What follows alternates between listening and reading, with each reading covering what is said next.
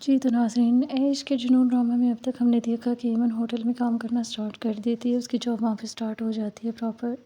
एक कस्टमर वहाँ पे उसको टिप देता है, जिसको लेने के बाद वो आके वापस करती है और कहती है वो ये नहीं रख सकती क्योंकि उसको सैलरी मिलती है। लेकिन साथ उसकी फ्रेंड उसे समझाती है कि ये तो टिप है और इस पे तुम्हारा ही राइट है, इसे तुम रखो अपने पास।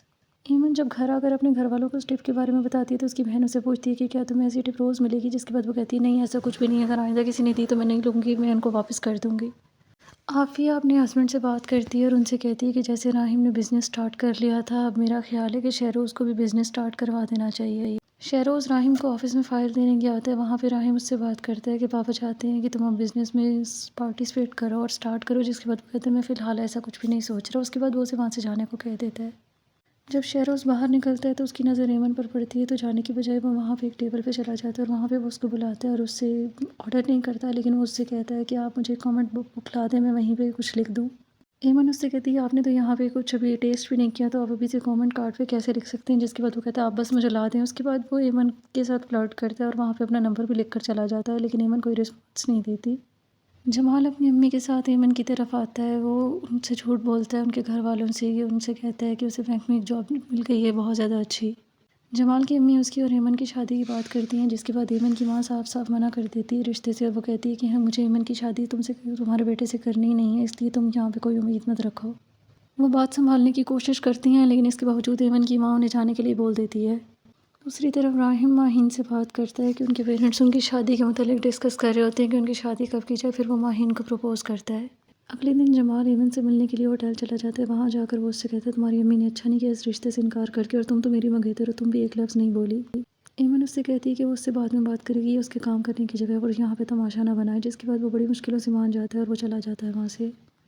उसके बाद शहरोज़ वहाँ पे दोबारा से आता है और वो एमन से बात करता है और उससे कहता है मैंने आपकी कॉल का काफ़ी वेट किया, लेकिन आपने मुझसे कोई बात नहीं की, जिसके बाद एमन कहती है मैंने नहीं कहा था कि मैं कोई कॉल करूँगी और ना ही मैं कुछ ऐसा करने वाली हूँ।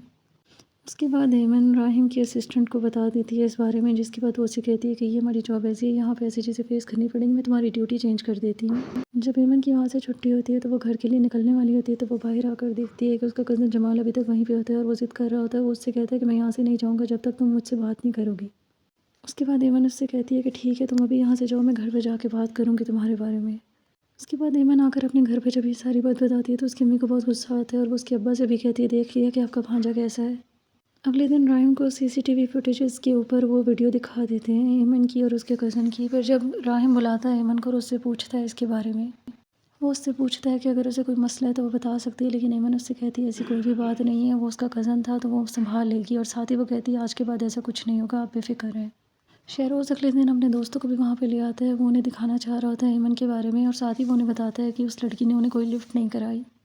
जब वो होटल आता है तो वहाँ पे उसे एमन नज़र नहीं आती। वो एक रिसेप्शनिस्ट से पूछता है कि एमन यहाँ पे काम करती थी, वो कहाँ पे, तो वो उसे बताती है कि उसकी ड्यूटी चेंज करके हाउसकीपिंग में लगा दी गई है और वो पूल साइड पर है, जिसके बाद वो अपने दोस्तों के साथ वहीं चला जाता है। एमन वहाँ पे काम कर रही होती है, जब उसके दोस्त भी देखते हैं फिर वो वीडियो बनाने लग जाते हैं। शहरोज़ जाता है और जाकर उसे धक्का दे देता है पूल में। इतनी देर में वहाँ पे राहिम भी आ जाता है और वो ये सब देख लेता है। शहरोज़ जब राहिम को देखता है तो वो वहाँ से भाग जाता है। तो क्या अब एमन मज़ीद यहाँ पे जॉब करेगी या नहीं, ये हमें देखने को मिलेगा इस ड्रामे के आने वाले एपिसोड में। तो देखते रहिए ड्रामा सीरियल ऐश के जुनून, और मज़ीद अपडेट्स के लिए मेरे चैनल को लाइक एंड सब्सक्राइब ज़रूर करें। अल्लाह हाफ़िज़।